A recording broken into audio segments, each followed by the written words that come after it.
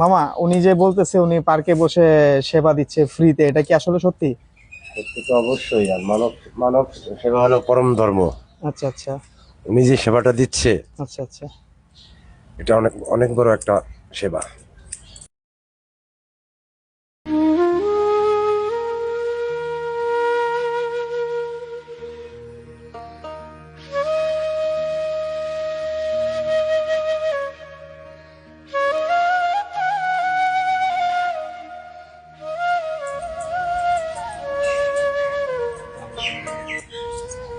তো মামা, কতদিন যাবত এই সেবাটা শুরু করছেন?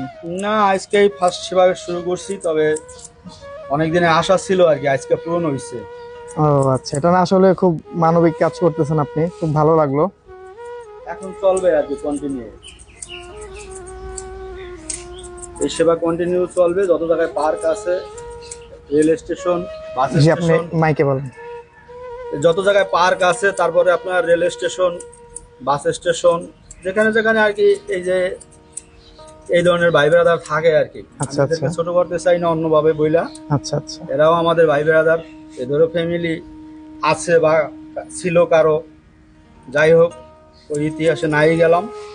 তবে আমি এদেরকে আমার নিজের ভাই বেড়াদারি মনে করি, তাই আমি এই সেবাটা চালু করলাম।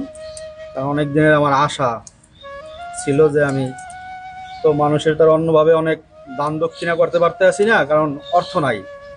তো জি দেখি জি এভাবে জি। যেহেতু হাতের কাজটা জানি, তো এটা দিয়ে একটু সেবা দিই মানুষের। না, খুব